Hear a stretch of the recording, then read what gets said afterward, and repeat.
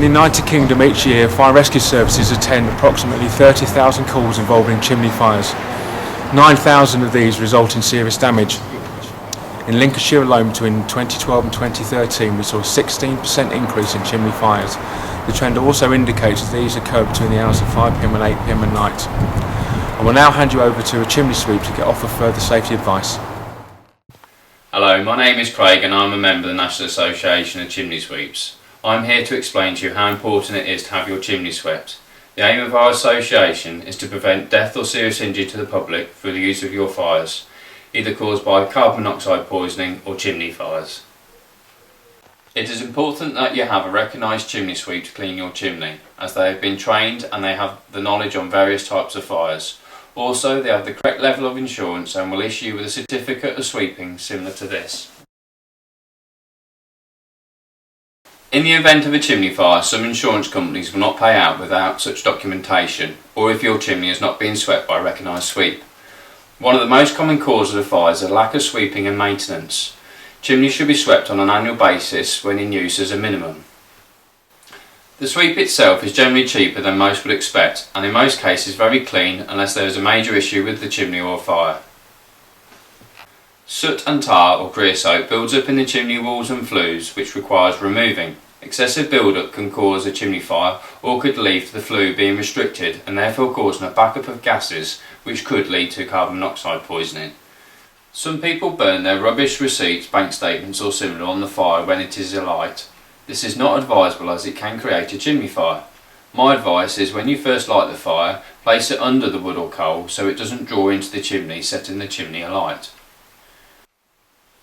Build-up of tar in a chimney is a major fire hazard. This is caused by several ways, such as burning damp or wet wood, green woods such as fresh wood, treated wood like old fence panels or posts, pallets or unseasoned wood. Wood should be stored for a minimum of 12 months before burning, as moisture content in the wood must be reduced. The higher the moisture content in the wood, then the more tar build-up there is in the chimney. Wood should ideally be kept out of the elements and stored in a wood store or shed, and coal in a coal bunker. Never cover the wood completely, as it needs the air to flow around it to dry out. Some people cover their wood with tarpaulin or plastic sheeting to keep the elements off it. However, this causes the wood to sweat rather than to dry out, and therefore keeps the moisture content in the wood. The moisture content can be checked with a moisture meter like this. They're available on the market for around £15 to £20. Another cause of tar and creosote in a flue is by running the fire too cold or slumbering the fire, especially with multi-fuel stoves or wood burners. The fire needs to run above approximately 230 degrees but not more than 500 degrees. You can obtain this temperature gauge which attaches to your flue pipe or stove for around the same price as a moisture meter, which indicates the correct temperature to run the fire at. If the fire runs for too long a period below 230 degrees, then the chimney cools too much, which prevents gases from escaping the chimney sufficiently. When the cool flue gases meet the cold air outside, it will cause the chimney to back up and create condensation in the flue, which will create tar and soot. On the opposite end of the scale, if the temperatures run above 500 degrees, you are wasting fuel, and if the flue gets too hot, this could ignite a fire within the chimney. Carbon monoxide is a gas that you cannot smell, taste or see. The gas is caused by incomplete combustion of fuel and also by build-up of soot. Carbon monoxide can be found when burning wood, coal, biomass, oil or gas on any appliance. Carbon monoxide is more common in multi-fuel stoves and wood burners because the flues are generally smaller and reduce in size if not swept regularly. Soot and tar can also build up within the stove's baffle system, which if not cleared, reburns and creates carbon. It is therefore vital all the chimney sills are maintained correctly, including the flue joints, glass doors and also door rope. It is essential that every room that has a burning appliance has a carbon monoxide alarm within the room. Again, these are obtained for around £20. Always have a fire guard in front of an open fireplace to reduce the chance of embers spitting out into the room.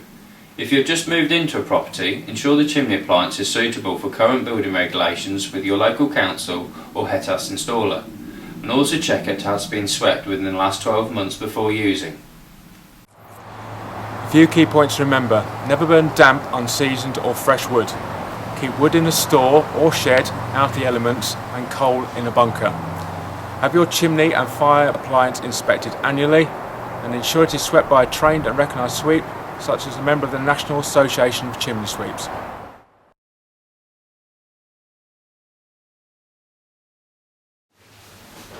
Make an escape plan. Remember to shut your doors at night. Remember to test the smoke alarm weekly and change the battery regularly.